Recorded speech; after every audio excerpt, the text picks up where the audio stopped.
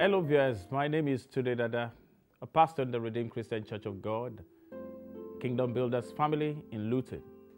I'm excited to have you tune into today's broadcast of Open Heavens. Today we are considering a topic which is like a question to all of us. What makes you happy? What makes you happy? Our Bible passage is taken from James chapter 5, the first 6 verses, James 5, 1-6. Go to now, ye rich men, weep and howl for your miseries that shall come upon you. Your riches are corrupted, and your garments are moth-eaten. Your gold and silver is cankered, and the rust of them shall be a witness against you, and shall eat your flesh as it were fire. Ye have heaped treasure together for the last days. Behold, the ire of the laborers who have reaped down your fields, which is of you kept back by fraud, crieth, and the cries of them which have reaped are entered into the ears of the Lord of Sabaoth. Ye have lived in pleasure on the earth, and being wanton, ye have nourished your hearts as in a day of slaughter. Ye have condemned and killed the just, and he doth not resist you. A memory verse.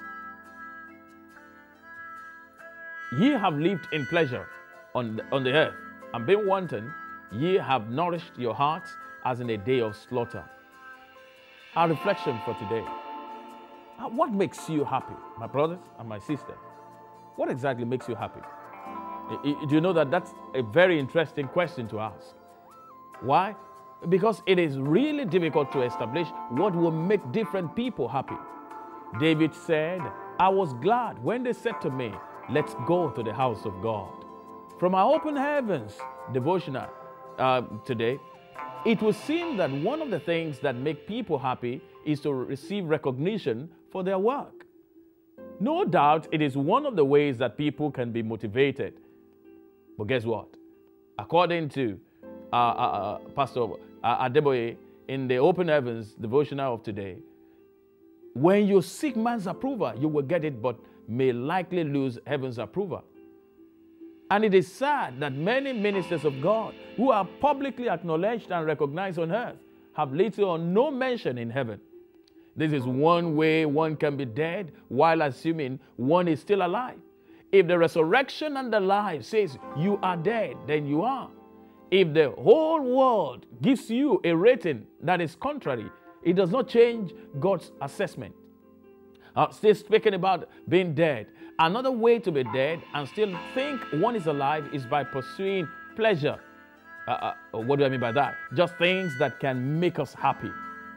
A true Christian cannot make seeking pleasure only as his or her goal and reason for doing the things for God.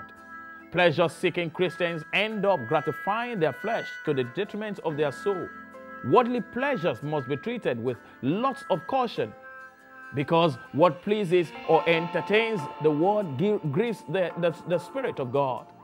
According to today's passage, the rich are easy praise of pleasure after being fed fat with worldly pleasures, like a ram for the slaughter slab.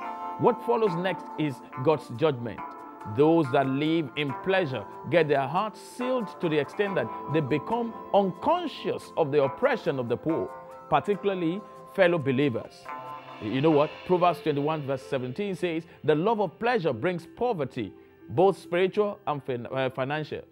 You must see the type of pleasure you indulge yourself in.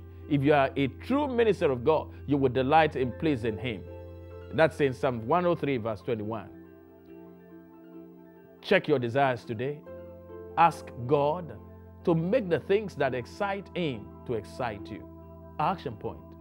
It's a prayer. Just pray that, Father, help me to focus on things above things of eternal value. Thank you for watching, and God bless you.